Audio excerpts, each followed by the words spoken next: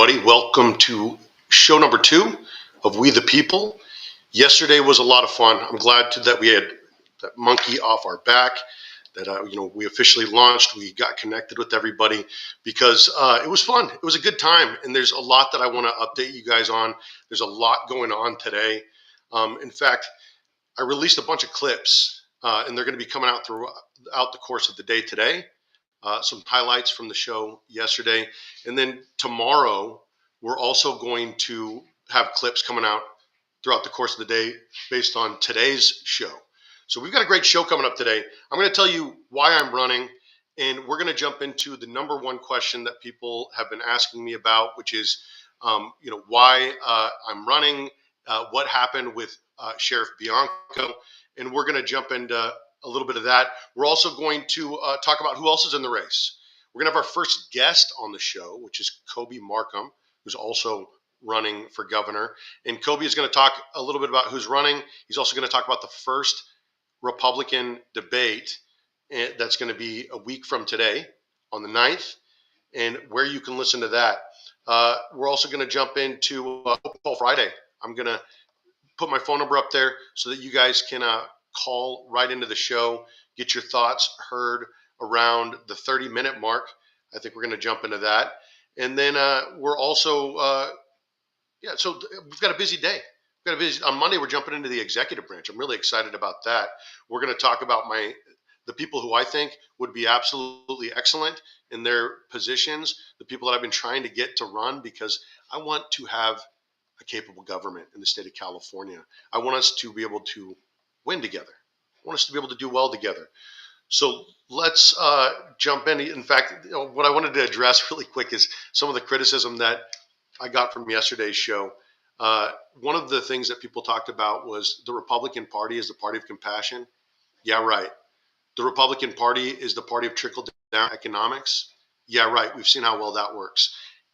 You're justified in your criticisms. In fact, when I was writing it, I wrote why the Republican Party in my little bit about why the Republican Party is important, why for this populist movement, this California First movement. And what I wrote in there, it had to have been true at one point for the Republican Party. And that's what I focus on. Was it true at one point? Were we at one point the party of the compassionate conservative? Were we at one point the party of fiscal responsibility? Were we at one point the party of outdoorsmanship? Were we at one point the party of the people and the party of the working class and the party of business? And I believe that we were at one point. I believe that the Republican Party has lost its way, and that we can do better in the state of California. I believe that we can work together on creating a better state right here, right now, and stop getting caught up in the childlike behavior, the stupid accusations, the sort of ridiculousness and division that keeps us acting like we're professional wrestlers instead of politicians. Because there used to be a mitochondrion of intellectualism within both wings of the political process, or the political elements. The Republican Party, the Democratic Party, they used to be able to talk with one another without name calling, without mudslinging, and have intellectual conversations. I want to bring that back. I'm really excited about, in fact, engaging with not only the other Republicans in the race, inviting them on the show to have a conversation with me in front of you guys live, unedited, but also the Democrats to do the same thing, because that's what we need to do. We need to start talking, finding where we have common ground. So some of the other criticisms that I had was, you have a face that belongs in Texas. That was kind of one of the more fun ones. Somebody said that, hey, you don't have any money. You're broke. That's fair. That's totally fair. I'm broke. I know how to make money. I've made money in the past, but I want to be a public servant. And at some point or another, we forgot that a public servant didn't mean that you were rich. A public servant wasn't somebody who had spent their life in academia or had spent their life with a silver spoon in their mouth. It was people that wanted to genuinely serve because they cared about their fellow man. And that's me. I'm a public servant. If you want a public servant to be a part of this, great. I'd love to be your huckleberry. If not, there's plenty of other options to choose from of career politicians and that are completely rich, completely loaded, who have spent their life in public service. But you do what you want to do. And then the other thing, you've lost before. Now, what Republican in the state of California doesn't have a participation trophy party or two in their cabinet? I'm not proud of losing. At the end of the day, we didn't get it done. The first time we didn't even get ballot access. It is one wild process, and I want to be able to clue you all in on what that looks like. And in fact, Coby is joined us in the backstage area. I'm going to bring him on in about 10 minutes here. But before we do that, I'm going to get through the rest of this. Lost before. In losing, if you don't know, that means that you've picked a fight that was big enough. It means you picked a fight where you were principled, where you were willing to go down the swing in order to make a point. But I don't think that's what we're doing this time. I think we win as Republicans in the state of California if we get on a unifying message, a platform, we have a little bit of cohesion. We understand that this is Reagan's big tent Republican Party, where the person who you agree with 80% of the time is a friend and an ally, not a 20% traitor. Um, and then somebody said, oh, I bet you've got some skeletons in your closet. I've got some bodies in my closet. I've got some in there that might still be moving around. So if you've read any of my books, you know that I'm very vocal about who I am, where I come from, who my family is, and I come from a long line of wild people. And so if you go digging in that closet, just be careful. Don't hurt yourself digging around too deep. I think you'll find some interesting things, but that's not why I'm running. And that's what we're going to jump into. I'm going to give you the honest reason. I think a lot of people jump into platitudes. They jump into these sort of stupid, rehearsed stories about why they're running that could be fit into a soundbite. And I'm going to give you the honest to God truth. And it's going to make me sound a little bit crazy. And I'm okay with that. In fact, I'm a lot of bit crazy. And that's okay. I think you got to be a little bit crazy to jump into this race. So, why? Why am I running? I had a lot of people reach out to me right after the race ended in November and asked me to run for governor, to consider running for governor. I had a lot of people asking me to consider running for governor while I was still running for Congress. And I was like, well, I guess you're counting me out of the congressional race. But that people have been asking me to do for a long time. And I've told everybody that I don't do anything unless I feel called to do it. I don't do anything unless I feel like there's a calling on my heart. And what had happened was around the middle of January, I had a dream. And this is where the crazy comes in. I had a dream that I ran for governor. I woke up that morning. I told my wife, last night I had a dream that I ran for governor. And she said, I had a dream that you ran for governor. But everywhere that we went, people were screaming at us. And you said, this is the only way. Well, we didn't think too much of it, but we went into church that day. And my pastor, the first thing that he says, he gets up there and he says, today we're going to talk about dreams. It's Pastor Gary. I go to the bridge. Today we're going to talk about dreams. And my wife and I look at each other. We're going to talk about Joseph in the Old Testament and what happened when he told his brothers his dream. And it was a very interesting story, and I won't jump into the whole thing. But what happened was during that time, I went back to my house and we decided that we were going to do this, my wife and I. And I reached out to a good friend, Marilyn, who runs We the People California, and not associated with this show, but I love Marilyn. And she said, because she's the one that had been asking me to run, I said, hey, I'm going to run. I decided I'm going to run. She said, will you come on and join me on my show and talk to the other people? There are people that will have some legitimate questions. And they did. And they went digging and they found some stuff. And that's me. There's plenty to find when you go digging. It is a target-rich environment, lots of fossils for you to go digging up. Now, what happened was during that time, I also found out that Sheriff Bianco was going to be announcing. Text message started getting out. People started saying this announcement's coming. And I was excited about that. I still am excited about that. I've got a lot of respect for Sheriff Bianco. And so out of respect, I reached out through my camp directly to his camp. And we decided to have a meeting. And what had happened was through a friend, Sarah, who was holding a conference um, that day, through my friend Chip, and through their camp, we organized this meeting at Sarah's conference about us potentially working together as much as you can work together. And I sat down with him and I told him, I said, listen, I'm a military guy. You're a sheriff. I'm all about honoring the chain of command. And I wanted to make sure that I connected with you before I do this. And I feel called to run for governor. I told him about my dream.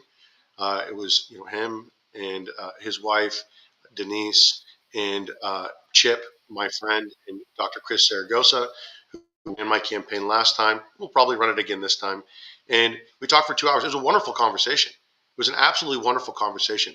There's very little daylight between us. I've got a lot of ideas. I've got a lot of ways that I believe we can innovate, not only once we get elected, but also throughout the course of the campaign to sort of get on the same page and create a cohesive message and a administration that can come in and start treating California like a business.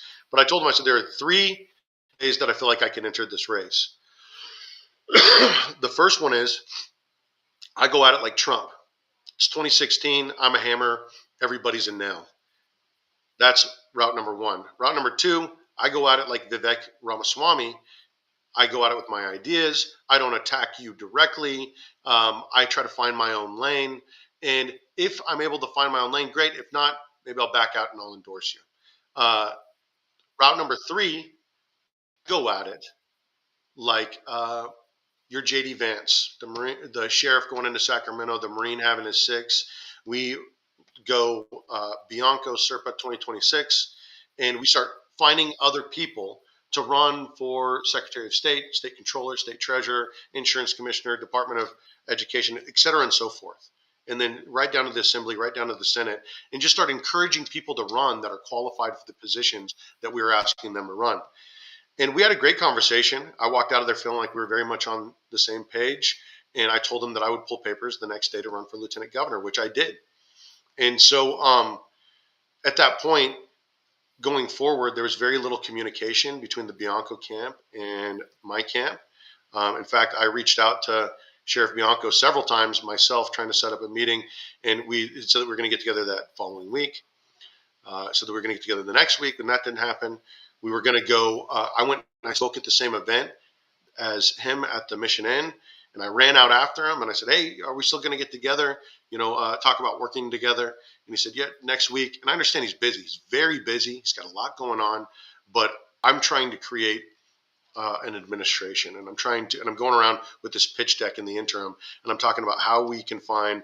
I'm looking for a Secretary of State and a Controller and a Treasurer and people that I can encourage to run for office that are highly qualified for their position. And during that time, the CAGOP happened, and I got a text message from Sheriff Bianco saying, "Hey, sorry, I've been busy. I'll see you up there at the CAGOP." And so we got together several times while we were up there, just kind of in the hallways and whatnot, nothing formal. And we just had long form conversations. And I enjoy Sheriff Bianco. Him and I have very good camaraderie. I enjoy his company. He might feel differently about me now, but I enjoy Sheriff Bianco. I really do. I agree with him overwhelmingly on a lot of his policy positions. Um, there are places that we disagree, but that's not really what this video is about. And so, a couple of different things happened, and I'm not going to jump into all the details, but it was an understanding that, hey, listen, I could be a good dog. You got to put me on a leash, though. I got to know that if I have your six, you have my six, we're going at it together. And I just got the feeling that him and his camp were kind of separating themselves from my camp. And the reason why I think that is I do think that it is a politically strategic decision, and I understand that. But also the political consultants that were calling me during this time, asking me to run for governor, were also telling me, do not associate yourself with any other Republicans. You want to become the only electable Republican. You want people who voted for Schiff and voted for Porter and Harris to also want to vote for David Serpa because you're that guy. You're the populist, moderate Republican that people want to have entered this race. But do not associate yourself with anyone. Do not try to find other people to run for office. And I just feel like that's a lonely way to run it. I also feel like that's a failed way to run it. That's the way that Schwarzenegger did it. And ultimately he got in there and was by himself. to spend $5 million on 3 failed ballot initiatives, and ultimately was surrounded by Democrats in the executive branch, in the Senate, and the Assembly. And I felt like we needed to go at it like Reagan, like Bush did in 2020, or excuse me, like Bush did in 1994 in Texas with Rove. We need to go at it like Trump did in 2024, where we're finding people. We're building a coalition, a purple coalition, if you will, of all different kinds of Republicans and maybe even a few Democrats that are. But I'm honestly, I've met with a few Democrats, and it hasn't been going as well as I would have liked. All of the Democrats that I met with, though, did vote for President Trump across the board, which is very interesting. But anyway, we're getting a little bit off the beaten path. So what happened was, um, I wanted to build this coalition. I come back, we're not getting together after the CAGOP, and then go to church, and my pastor is saying often, and this time it's Pastor Zach, um, often we are called to the path of most resistance, but we want to go the path of least resistance. We want to go the easy route and then retroactively assign God's blessing to it. And I felt like that's what I was doing. I really felt called out. I was going the path of least resistance, the easy route, the route that a lot of Republican establishment types wanted me to go. But a lot of the people who know that I'm a big ideas guy, and I've filled up several books full of my ideas, Common Sense for California, they were wanting me to run. And so I realized that I had to create my own lane. I realized that I had to throw the ideas out there, because if I don't talk about the Golden State dividend, if I don't talk about the Golden State school choice voucher, if I don't talk about running California like a business, auditing government, getting not just cutting the deficit, but getting into the green, if I don't talk about developing public land and private public partnerships with some of these major companies and developers to start building the housing that we need, to start drilling for the oil that we need to bring down the cost. If I don't start talking about a lot of these things, who's going to talk about them? And so I did decide that I was going to run. And we got a call from a very high place saying the day after Katie Porter entered the race, listen, Katie Porter is a populist. She is on the left side of things. She's going to attract a lot of moderates and whatnot. We need a Republican response to enter into that lane that has a populist, economic message where people can get behind. And will you run for governor? And I had so many different people asking me that I decided that that was what I was going to do. So maybe this is the Vivek route. Maybe I'm going my own lane and it will fizzle out. Maybe I'm not. Maybe I'm going to win. Maybe I am the most electable Republican in this race. Maybe Coby Marcum is the most electable Republican in this race. And so at this point, what we need to do is we need to allow people to come in and have a conversation, because this way of doing it currently is not working. And in fact, I'm going to reach out to Coby right now, and I'm going to ask him to come back on because I think he was maybe having a little bit of connection issues. But we need to have a conversation. We need to talk about these things. We need to engage in a dialogue to build the Big Tent Republican Party. We need to have a little bit of a dialogue. And in fact, that's what we're going to start doing right now. Because Coby, I'm going to bring you on here right after I show this graph. Now that I could see that your cell phone service is it's still a little bit spotty. I don't know if you could connect to your Wi-Fi, but take a look at this. This came out in April. This is before Hilton entered the race.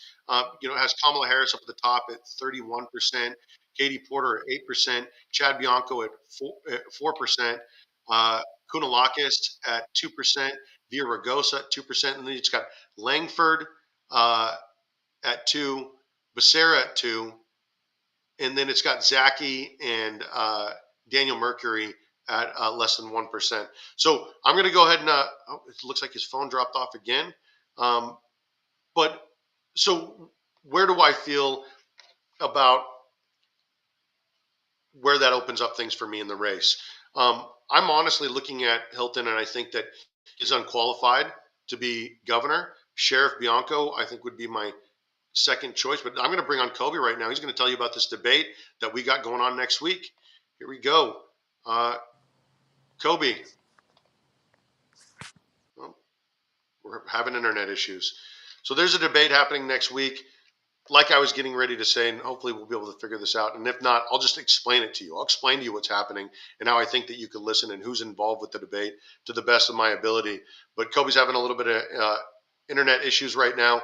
So I don't think that Hilton is electable. I'm just going to tell you that right now. I don't think that the British thing is going to do well. You know, he worked for a prime minister that was a failed prime minister during Brexit who resigned after the Brexit vote. And he became an American 5 years ago. And so at the end of the day, I don't think he's electable. And I think that that's what a lot of Republicans are going to face in this issue is they might have they might be starting further out the gate.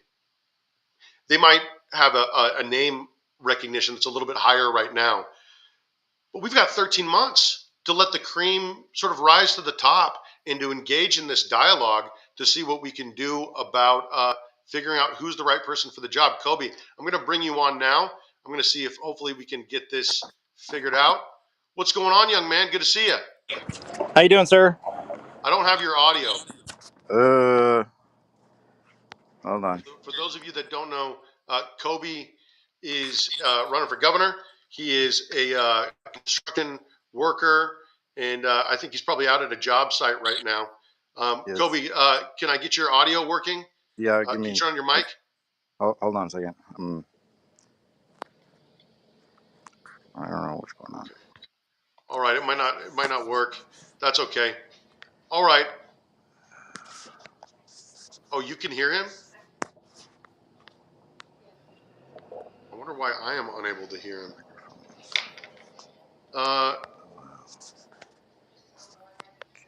Okay. Where did my Coby, if you're still there, apparently the audience can hear you. I'll go ahead and I'll add you in. Okay, I'm going to ask you to go ahead and explain who you are and what's going on with the debate because everybody else can hear you. Coby, who are you? Why are you running for governor and what's going on next week? Do you have audio now? Do you have audio? Go for it, Do you have Coby. audio? You got have audio? Check 1 2. Okay. All right. We tried. That's okay. Hey, listen, so this is what's going on next week. On the 9th, there's going to be a debate, and I believe that this is who's going to be there. I believe Leo Zaki is confirmed. I believe we're going to try this one more time here with Coby, and if not, then we're going to jump in. Check Okay. 1 2. Can you hear me? What's going on next week, Coby? We got the first California in-person governor debate, and by the way, guys, I like to joke a lot, and by far, Serpa's biggest detriment to his campaign is associating himself with me in a just because that's a joke, guys. So next week we're scheduled to do the governor debate, and what's the next question? I am on a job site. I got to get stuff done. Okay, brother. I appreciate you joining us. Were you able to finish? I can't believe I can't hear you, but apparently the audience can hear you. So don't worry about it. Oh, so man. Who is confirmed for next week? Did you tell everybody that? Yes. Can other people hear me? You know what, Coby? Maybe we'll try this again next week. Okay. Yeah. Let's okay. do that. Hey, good talking to you. Okay. Hey, ladies and gentlemen, we're figuring this one out. This is a live show. I think maybe I might have to have headphones on in order to hear them next, but that's okay. That's all right. We'll figure it out next time. We'll work out those technical difficulties. So what's happening next week is I believe Leo Zaki is going to be there. Now, Leo Zaki was with Zaki Farms. He's running for governor. He's ran a couple of times. Daniel Mercury is a veteran. He's running for governor. A lot of people really like Daniel a lot. I've actually never met him, but he's going to be there. Kyle Langford is running for governor. He's a young guy, sort of the king of the Groypers on X. He's going to be there. I think Miles is going to be there. He's also running for governor. Myself, I do not think that Steve Hilton or Sheriff Bianco are going to be at this debate Now, which is curious because of who's moderating it, but we'll talk more about that later. So right now, you know what we're going to do? We're going to jump in open calls. I'm going to go ahead and put my phone number up on the screen. I'm going to give you an opportunity to call in.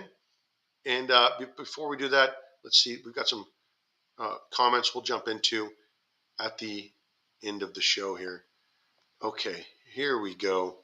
I'm going to put my number up. I'm going to do something crazy. Who does this? Who puts up a number and says, call me? All right.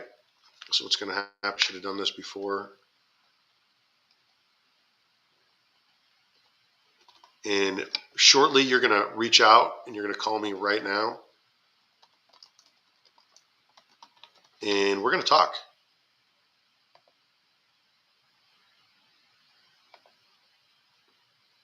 All right. Here we go. Taking it off of Do Not Disturb. Let's see who calls first. It's Open Line Friday. This is an idea that I had where I just figured, people are always calling me and they're saying, how do you, people are always calling me, oh, here we go. Sorry, the text messages are coming in because I've had this on Do Not Disturb. I said, I can't believe that you answer your cell phone. I can't believe that I can call you and I can get a hold of you. So that's what we're going to do right now. You're going to call me. If you've got questions, I'm going to put you on speaker and we're going to chat about it. Because after the show, I'm going to be heading out to Seal Beach. I'm going to go meet some friends out there. On Saturday, I am going to be at the Unite IE conference. I'm going to come hang out. And then on Sunday, I'm going to be out in Santa Barbara. We've got a full weekend ahead of us. Let's see if anybody calls in. This might even be a good opportunity for us to chat with Coby. In fact, you know what we'll do? Maybe we'll give Coby a call really quick on Open Line Friday. Hey, Serpa. Coby, I've got you on speakerphone. I just want to be able to hear what's going on with the debate. Yeah, on the debate is scheduled for May 9th, 6 p.m., private media only event in Van Nuys. Confirmed candidates thus far, yourself, myself, Mark Anthony Isles, and Kyle Langford, and Leo Zaki going to be there? Yeah, Leo Zaki. I invited Bianco twice to his campaign manager, never heard anything back. So I assume he's going to be a no-show. And then, trying to think, there's 6 of us total. Okay. And if I'm drawing a blank on one of the candidates, I apologize. What about Hilton? Did you reach out to his camp? I invited him in person when I was in Sacramento, but I need to reach out to him again because his schedule's changing all the time. Mm-hmm. Since he's all over California, I wouldn't be surprised if he's not available. But, I just try to invite everybody that I can find. I invited Sharifa Hardy. I invited her on X. I also invited her on email through her campaign website. Never heard anything back. Just personally, I think it's good if somebody invites you to something, either say, I might be there, say I will be there, or say I won't be there. And they don't even have to explain why. Just say, I won't be there, right? Yeah. Because then you develop a reputation of your campaign being non-communicative. And that's never a good thing. There's nothing wrong with somebody just saying, I'm not going to be there. Okay, great. Thanks for letting us know. That's just my policy on things. But again, obviously, I run my campaign, you run your campaign, they run their campaign. Yeah, and you know what's really impressive about the way that you're doing is that you are opening up that line of communication. You're saying, hey, listen, we're all running for governor. Let's have an opportunity to talk a little bit about where you stand. You've got a lot of your policies up there on your website. I mean, you've probably got more policies than everyone else on their websites just about combined. You've really been very vocal, and I applaud you for that. So who has been communicative? Who has been supportive in helping you see this through? Some people, they generally fall into 3 categories: non-communicative, somewhat communicative, like kind of ish, like you can reach them, but it's hard to tell, and there's people that are really communicative. You're very communicative. I really, just for anybody listening, I really like Serpa as a person. He's a very boots on the ground.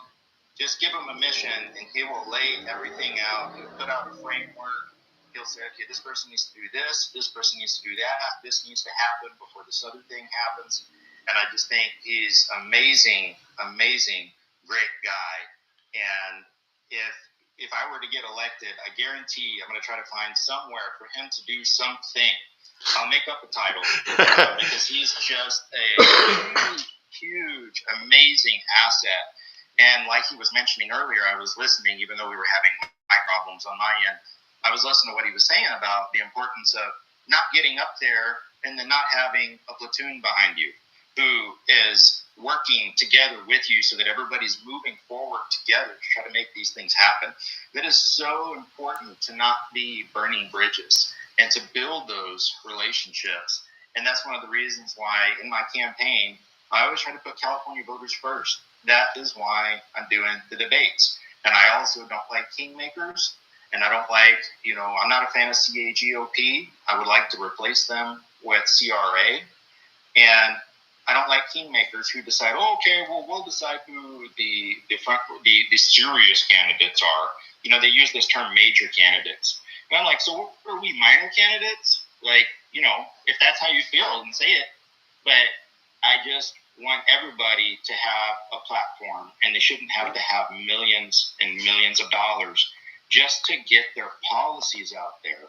Let the voters get to know the candidate, let the voters get to know their policies, and then let the voters decide. And that's my approach in everything. That's my guiding light, because I don't believe in wasted campaigns. No campaign should be wasted, quote unquote, wasted. It should always be used to help California. I appreciate you, your insight. I appreciate that you've got a job for me in the event that you get elected governor, because I don't know if you heard earlier, but I'm broke. I need a job. I need an income, Coby. So You're the man. I appreciate that, brother. Hey, excellent work. I appreciate you opening up the line. Thanks for making this happen. I appreciate you hosting the debate. Any final words for anybody before you sign off? The goal is for the event to be streaming, but as everybody knows, with streaming, you can do everything right, and sometimes just the X servers can get weird. But if anybody wants to keep in touch with this debate, I'm on X at Coby J. Marcum. Serpa and I follow each other, so you can find me through him or something. I don't know. And the goal is for us to have a quote unquote hard copy on SD card of the audio of the debate, and hopefully video too. And I think most likely, even if a worst case scenario of the internet just crashing, we'll have a copy of that I can post to YouTube later and hopefully share with everybody. So we're doing our absolute best to have redundancy in this, to make sure that the important thing is that people get the information, even if they don't get it live. We're going to try to get it to you live, but if we can't get it to you live, you just follow my account and I'll try to post everything there.